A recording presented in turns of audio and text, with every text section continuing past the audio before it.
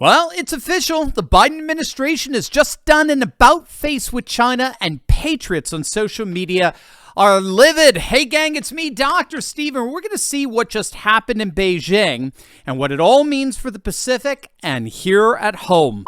U.S. Secretary of State Antony Blinken met with Chinese President Xi Jinping in Beijing to address tensions between the two countries.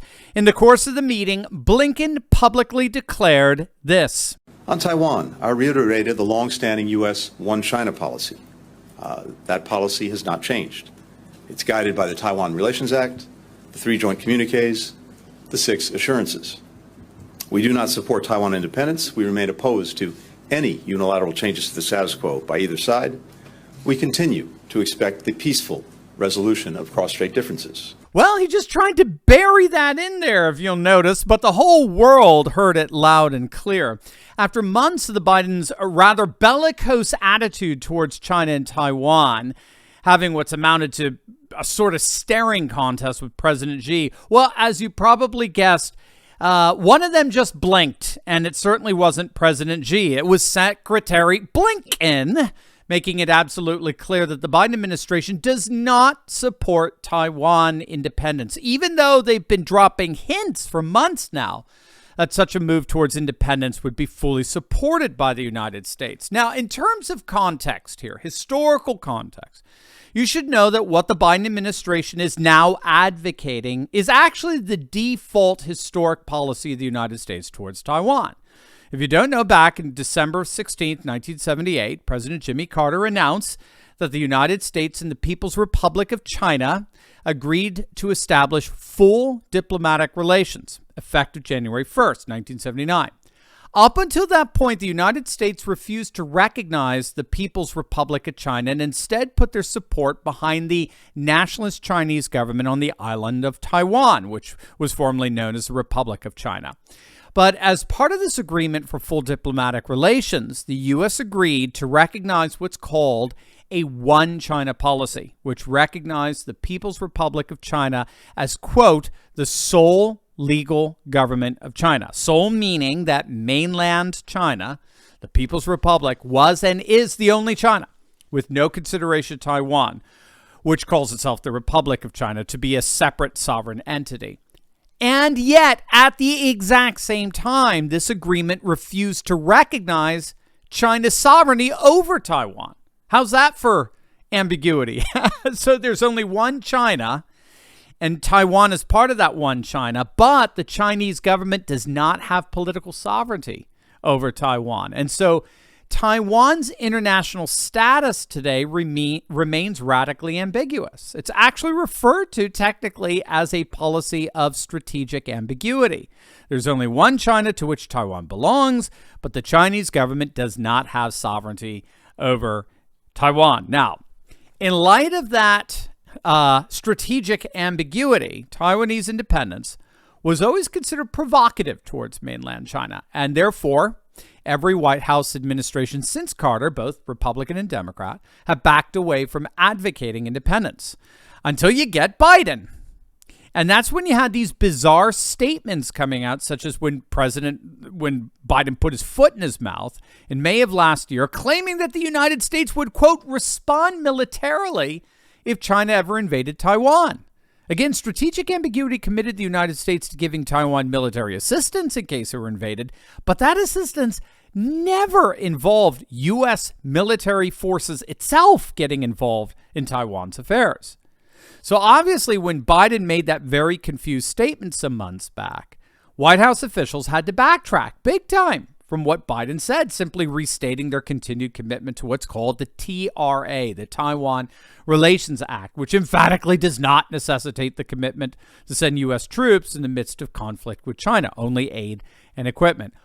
All of that backtracking didn't matter. China was livid. They were infuriated, and they didn't mince words in their rebuke of Biden. Well, now it seems that rebuke has forced the administration to admit that they have no intention of backing away from the One China policy. And it does look like President Xi is coming out here the winner. And, of course, Biden the loser. And for a number of reasons. But first, gang, you got to click on the link below and try an amazing American-made product that's sweeping the nation. You may have seen their ads at some of the Trump rallies. They've been getting rave reviews on Truth Social. It's an amazing South Dakota company called Old Country Soap.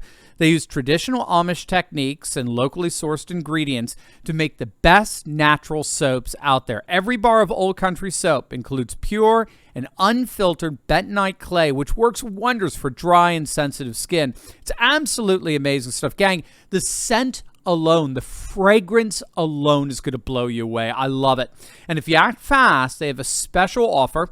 Click on that link below right now. Get 20% off your purchase if you use my promo code Turley. That's right, 20% off. These soaps will make an amazing gift for your loved ones and for the patriots in your life.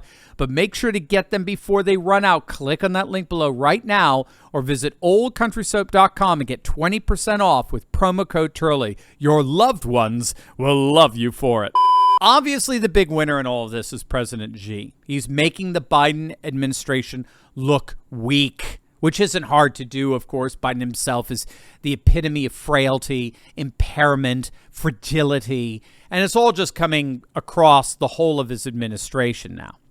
But more than weakness, what the Biden administration is doing here is further underscoring Biden's corruption. Now, already you're seeing all over Twitter accusations that Biden's course reversal in Taiwan is evidence of just how compromised he is by China. Again, if you don't know, the infamous email found on Hunter Biden's laptop that designates 10% going to the big guy, it was sent from one of Hunter's business partners, and it involved distributing the income Hunter's company was getting from a Chinese energy company known as CEFC.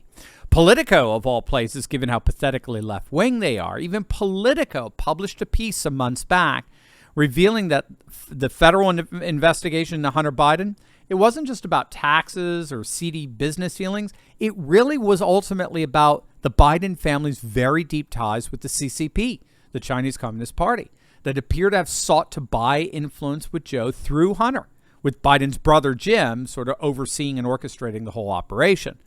What's so key here is that even though Biden is upholding the traditional precedent that every other White House has upheld towards Taiwan, because of his corruption, he comes across as looking compromised.